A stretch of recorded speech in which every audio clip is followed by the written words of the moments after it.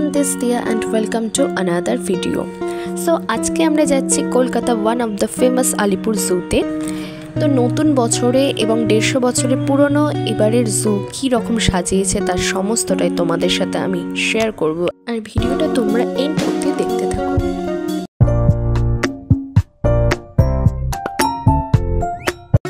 ফার্স্টেই তোমরা দেখতে পাবে এই রকম ফুট ওভার ব্রিজ রয়েছে, এটা দিয়ে তোমাদের জুয়ের সামনে প্রবেশ করতে হবে। আর ফাইনালি আমরা আলিপুর জুয়ে প্রবেশ করে গেছি। এটা হচ্ছে তার প্রবেশদ্বার, আর এটা হচ্ছে টিকিট কাউন্টার। তোমরা এখান দিয়েও প্রবেশ করতে পারো। পার হেড টিকিট মূল্য হচ্ছে 50 টাকা। নতুন বছরে নতুন সাজে নতুন নিয়মের সাথে নতুন পশু পাখি নিয়ে কিন্তু সেজে উঠেছে আলিপুর জু। এবারে নতুন চমক, নতুন নতুন পাখি, নতুন পশু, যেখানে দেখতে পাবেন মানুষ রয়েছে বদ্ধ খাঁচায় আর পশু পাখিরা রয়েছে উন্মুক্তভাবে। 150 বছরের পূর্তির জন্য কলকাতা জুকে আরও ভালোভাবে সাজিয়েছে। তো আমরা প্রবেশ করে গিয়েছিলাম জুয়ের ভেতরে, আর তোমরা ফার্স্টেই দেখতে পাবে বড় বোর্ড রয়েছে। এখানে পুরো ম্যাপ ডিটেলস দেওয়া রয়েছে, যা তোমাদের সুবিধার জন্য কত কিলোমিটার দূরে কি কি পশু পাখি রয়েছে তার সমস্তটা তোমরা ম্যাপের মধ্যে পেয়ে যাবে। তো সবার ফার্স্টে ঢুকেই আমাদের যেটা চোখে পড়লো এই বার্ড স্কেচটা। এখানে বিভিন্ন প্রজাতির পাখি রয়েছে, African grey parrot, peacock, macaw, পিক্সলেটেড স্ট্রক, প্রিন্টেড স্ট্রক এবং কাকাতুয়া। পাখিদের এই মিষ্টি সুন্দর আওয়াজে প্লেসটা আরও ভালো লাগছিল। এবার চলে এলাম ইনক্লোজার নাম্বার 59 সিতে, যেখানে সালফার পেস্টের কাকাতুয়াটি রয়েছে। হোয়াইট কালার আর ইয়েলো কালার মাথায় ঝুঁটি রয়েছে, এতটাই কিউট, ভালো লাগছিল দেখতে। এবার আমরা চলে এসেছি ইনক্লোজার নাম্বার 57-এ, যেখানে বিভিন্ন কালারের ম্যাকাও পাখি রয়েছে। খুবই কিউট দেখতে লাগছিল এদেরকে। আজকে আমাদের সাথে সামিল হয়েছে এই খুদের সদস্যটি, আমার নিস। ও এগুলো দেখে ভীষণই মজা পাচ্ছিল, আর সাথে সাথে আমরাও খুব এনজয় করছিলাম আজকের দিনটা।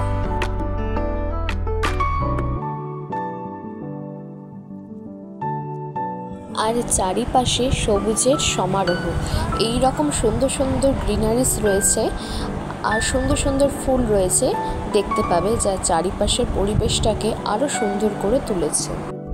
আর হ্যাঁ, তোমাদেরকে জানিয়ে রাখি, জু ওপেনিং আওয়ার্স হচ্ছে সকাল 9টা থেকে বিকেল 5টা অবধি, আর বৃহস্পতিবার জু বন্ধ থাকে। অবশেষে দেখা পেলাম রয়্যাল বেঙ্গল টাইগারের, যার জন্য আমাদের দেখতে আসা। ফাইনালি রয়্যাল বেঙ্গল টাইগারের দেখা মিলেছে। ইনক্লোজার নাম্বার 68-এ রয়েছে। বাঘমামা তার গুহার ভেতরে বসে আছে, দেখো রোদ পোয়াচ্ছে। সো এবার আমরা চলে যাব জিরাফ দেখতে।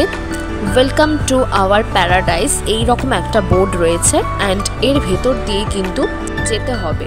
আর ভেতরটা এই রকম সুন্দরভাবে গাছগাছালি দিয়ে সাজিয়ে রেখেছে। সো ফাইনালি জিরাফের দর্শন পেয়ে গেলাম। বেশ অনেকগুলো জিরাফ রয়েছে।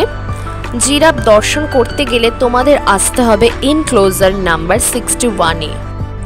তো এখানের ভেতরে এই রকম অনেকগুলো স্টল রয়েছে দেখতে পাবে, যেখানে আইসক্রিম পাবে, খাবার জল পাবে, এছাড়াও চা কফি পেয়ে যাবে, যা প্রাইস হচ্ছে 20 টাকা থেকে শুরু। কিছু স্ন্যাক্সের স্টলও তোমরা পেয়ে যাবে, এছাড়া খাবারও বাইরে থেকে তোমরা নিয়ে আসতে পারো। আচ্ছা, এরপর আমরা চলে এসেছি এনক্লোজার নাম্বার 50-বিতে, জলহস্তি ডেরায়।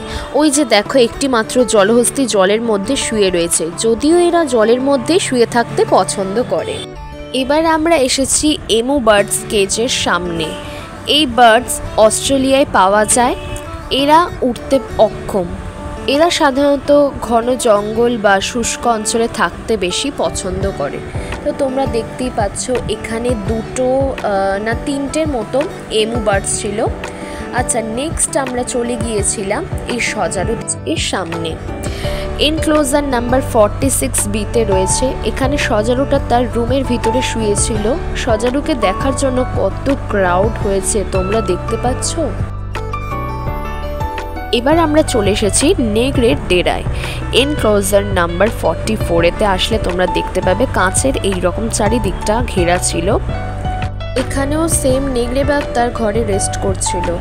আর নেক্সট এবার আমরা এসেছি ইনক্লোজার নাম্বার 45-এ। এখানেও সেমভাবে কাঁচ দিয়ে জায়গাটা ঘেরা রয়েছে। আর এখানে রয়েছে শেয়াল। দেখো শেয়াল তার ডেরার মধ্যে রোদেতে পায়চারি করে বেড়াচ্ছে। এবার চলে এলাম সাদা বাঘের খাঁচার সামনে। দেখা মিলল সাদা বাঘে।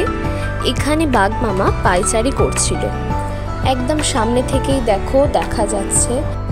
এবার দেখো এখানে এইরকম একটা হ্যান্ডক্রাফটের স্টল ছিল, যা এখানে হ্যান্ডক্রাফটেড কি চেন, ব্যাগস, কালারিং, ডিজাইনিং, টি শার্টস থেকে শুরু করে হ্যান্ডক্রাফটেড জুয়েলারি সমস্ত কিছুই পাওয়া যাচ্ছিল, যা নিসর্গ জায়গাটার নাম দিয়েছে। এছাড়াও এখানে একটা বড় জলাশয় ছিল। এই জায়গাটা একটা পিকনিক স্পট বলতে পারো। তোমরা বাইরে থেকে এখানে খাবার এনে এখানে খেতে পারো, অথবা এখানে বহু ফুড কোর্ট রয়েছে, যা এখান থেকেও তোমরা কিন্তু খাবার কিনতে পারো। সো এবার আমরা চলে এসেছি লেপার্ডের দর্শনে। দেখতেই পাচ্ছ এখানেও সেমভাবে কাঁচ দিয়ে পুরো জায়গাটা ঘেরা রয়েছে, যা আমরা রয়েছি বাইরে আর ও রয়েছে ওর নিজের ডেরায় ভেতরে। এইগুলো সাধারণত সাহারা নিম্ন আফ্রিকার জঙ্গলে এদের দেখতে পাওয়া যায়। তো এবার এই জায়গাটা আসলে তোমরা দেখতে পাবে দুধারে এইরকম গাছপালা রয়েছে। আর এই জায়গাটাতে সুন্দর একটা ডিজাইন করা রয়েছে, এইরকম কুড়েঘর টাইপস ভাইবস এনে দেবে এই জায়গাটাতে। সো এবার আমরা চলে এসেছি ডাইনোসর দেখতে। এদেরও দুটি প্রজাতি রয়েছে, তার মধ্যে একটি প্রজাতি আফ্রিকা মহাদেশে বাস করে। তো তোমাদের ডাইনোসর দেখতে হলে ইনক্লোজার নাম্বার 36-এ আসতে হবে। ভেতরের দিকটা একদম ওপেন রয়েছে, তাই এরা বেশিরভাগ টাইমই জলের মধ্যে এইরকম থাকতে পছন্দ করে।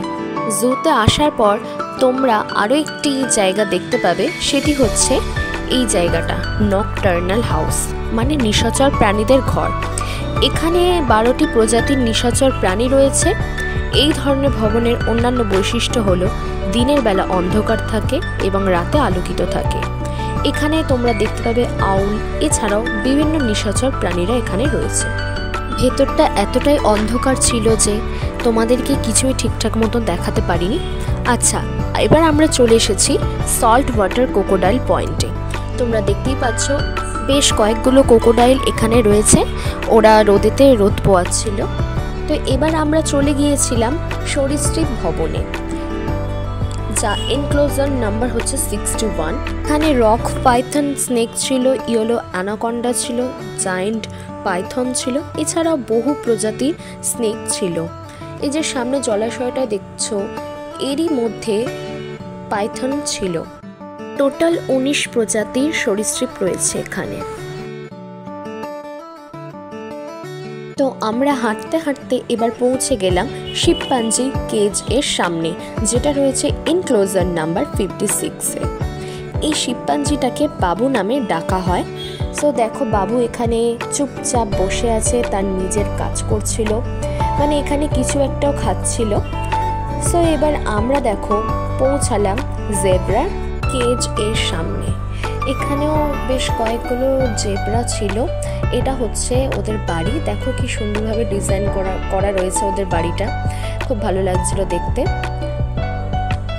আমরা তো এনজয় করছিলাম, সাথে সাথে আমাদের ছোট্ট পুচকিটাও খুব এনজয় করছিল।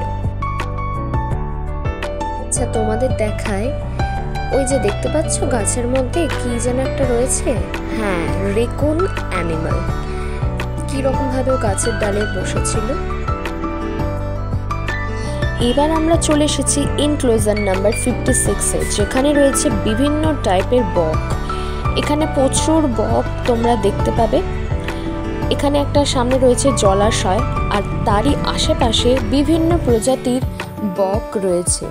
তোমাদের জানিয়ে দিই, তোমরা যারা যারা আলিপুর জু আসতে চাইছো, তোমরা হাওড়া স্টেশন হয়ে বাস রুট দিয়েও আসতে পারো, অথবা শিয়ালদা স্টেশন থেকে বাস রুট দিয়ে ডিরেক্টলি আলিপুর জুতে তোমরা পৌঁছে যেতে পারো। তো আমরা আলিপুর জু থেকে বেরিয়ে আমরা একেবারে চলে গিয়েছিলাম নিউ মার্কেটে। আমাদের কিছু শপিং করার ছিল। দেখতে পাচ্ছ নিউ মার্কেটে পুরো ভিড় ছিল। আর দেন আমাদের শপিং কমপ্লিট হয়ে যাওয়ার পর আমরা খেয়ে নিলাম পাপড়ি চাট। এরপরে আমরা খেলাম চকলেট কর্ন, যা খেতে ডিলিশিয়াস ছিল। সো ইয়া গাইস, আমার ভিডিওটা আমি এখানে এন্ড করছি। কেমন লাগলো তোমরা জানিও, আর দেখা হচ্ছে আমার নেক্সট ভিডিওতে।